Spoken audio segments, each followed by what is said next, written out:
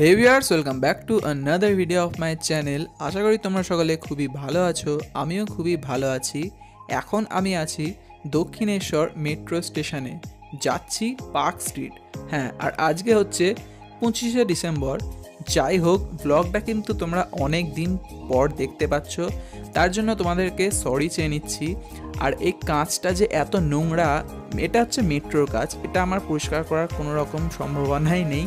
যাই হোক, সেই ভিউ দেখতে দেখতে কিন্তু আমরা পার্ক স্ট্রিটে চলে এসেছি। আর পার্ক স্ট্রিটে আজকে এসেছি দেখতে আর জানতে যে কেন এত ভিড় হয় আর কেনই বা এত লোক এই পার্ক স্ট্রিটে আসে। যাই হোক, এই পার্ক স্ট্রিটে এসে একটা জিনিস কিন্তু আমার প্রত্যেকবারই খুব ভালো লাগে, সেটা হচ্ছে সারা রাস্তা জুড়ে যে এত এত সুন্দর কিন্তু লাইটিং করা হয়, দেখতে সত্যিই দারুণ লাগে। আর আমি এখানে চলে এসেছি, এখন আমি একটু ফেস ক্যাম ভিডিও করে নিচ্ছি। যাই হোক, আর এখানে ব্যারিকেড করে দেওয়া হয়েছে মানুষজন চলাচল করার জন্য, আর মাঝখান দিয়ে যাচ্ছে গাড়ি। আর এখানে একটু দাঁড়িয়ে কিন্তু আমরা ফটোও তুলে নিলাম। পার্ক স্ট্রিটের এই আলোকিত রাস্তা ধরে আমরা কিন্তু এগিয়ে যাচ্ছি আমাদের ডেস্টিনেশনে, সেটা হচ্ছে অ্যালেন পার্ক। হ্যাঁ, এই ক্রিসমাস উইক জুড়ে কিন্তু অ্যালেন পার্কে দারুণ দারুণ প্রোগ্রাম হয়, আর অ্যালেন পার্কটা খুবই দারুণভাবে সাজায়। তো আমরা অ্যালেন পার্কে যাওয়ার জন্যই কিন্তু উদ্দেশ্য দিয়েছি। যাই হোক, কিন্তু আমরা এখন রয়েছি অন্য একটা রাস্তায়, কিভাবে কি যাব না যাব কিছুই বুঝতে পারছিলাম না, কারণ ক্রিসমাস উপলক্ষে কিন্তু রাস্তাগুলো ঠিকঠাক যাওয়া যায় না, বন্ধ করে দেয় যাতে বেশি ট্রাফিক জ্যাম না হয়, তাই জন্য। আর এখানে পার্ক হোটেলের পাশে কিন্তু এই ক্রিসমাস ট্রিটা দেখতে খুবই দারুণ লাগছিল। আর লাইটিংটা তোমাদেরকে দেখিয়ে দিচ্ছি, রাস্তায় দারুণ দারুণ লাইটিং কিন্তু এখানে রয়েছে। আর এইটা হচ্ছে পার্ক হোটেলের বাইরেটা, আর এই রোডটা দারুণ। আমরা কয়েকটা ফটোগ্রাফি করেছি, দারুণ এসেছে।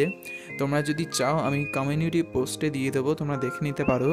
আর এই রাস্তা ধরে আমরা এগিয়ে যাচ্ছি অ্যালেন পার্কের উদ্দেশ্যে। সেখানে কিছুক্ষণ থাকবো, বসবো, কিছু গান শুনবো, কিছু খাওয়া দাওয়া করবো, তারপর আমরা বাড়ি আসার প্ল্যান রয়েছে। যাই হোক, দেখা যাক প্ল্যান কতটা কি সাকসেসফুলি হয়।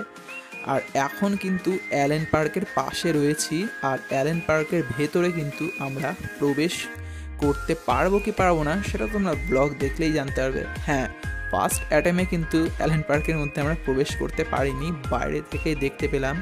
তো অনেকক্ষণ, প্রায় আধ ঘন্টা দাঁড়ানোর পর কিন্তু আমরা অ্যালেন পার্কের ভেতরে প্রবেশ করতে পেরেছিলাম। আর অ্যালেন পার্কের মধ্যে গিয়ে কিন্তু দারুণ দারুণ লাগছিল, কারণ অ্যালেন পার্কটা দেখতেই পারছো কতটা সুন্দরভাবে কিন্তু সাজানো হয়েছে। আর এই লাইটিংগুলো খালি চোখে দেখতে আরও দারুণ লাগছিল। আর যাই হোক, তোমরা বলো না তুমি তো চশমা পরে আছো, খালি চোখ কী করে হলো? যাই হোক, তুই যোগ করে নিলাম। আর এই লাইটিংটা দারুণ লাগছিলো, ভিডিওতে কতটা কি জাস্টিফিকেশান হচ্ছে আমি ঠিক তোমাদেরকে বলে বোঝাতে পারবো না। এখানে আমরা কটা ফটোও কিন্তু তুলে নিয়েছি, আর ফটোগুলো কিন্তু দারুণ লাগছিল ভিডিওতে, তোমরা আই থিঙ্ক বুঝতে পারছো। আর এইখানে একটা স্টেজ করা হয়েছিল, আর এর সামনে কিন্তু অনেক বসার জায়গা ছিল, তার মধ্যে আমরা বসে পড়েছি। আর এখানে গান হচ্ছিল, তো গানটা শুনছিলাম, বেশিরভাগই ইংলিশ গানই হচ্ছিল, শুনতে কিন্তু ভালো লাগছিল, বুঝতে পারি আর না পারি। যাই হোক, এই পার্ক স্ট্রিটে কিন্তু আমাদের ঘোরা কমপ্লিট হয়ে গেল।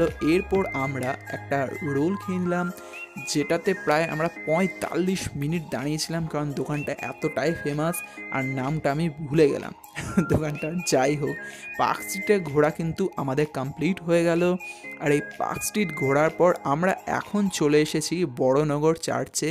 যাই হোক, পাড়ার এই চার্চে না আসলে একদমই হয় নাকি বলো তো?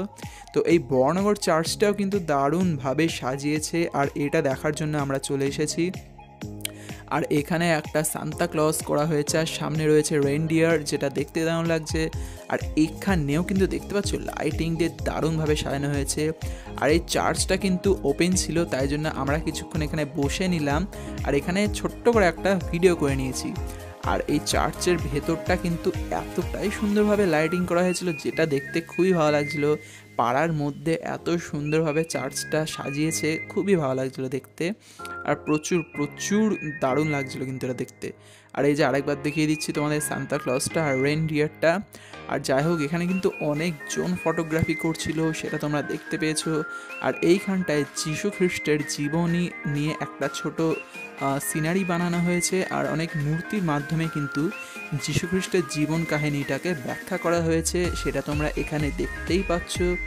যাই হোক, আজকের এই ব্লগটা তোমাদের কেমন কি লাগলো আমাকে কমেন্ট সেকশনে অতি অবশ্যই জানিয়ে দিও। আজকের ব্লগটা জানি একটু ছোট হয়ে গেল, যাই হোক পরের ব্লগটা বড় করার চেষ্টা করব। তোমরা সকলে কেমন কি কাটালে ক্রিসমাস আমাকে কমেন্ট সেকশনে অতি অবশ্যই জানিও। আরও একবার জানিয়েছি সবাইকে হ্যাপি নিউ ইয়ার 2024। বাই, দেখা হচ্ছে খুবই তাড়াতাড়ি।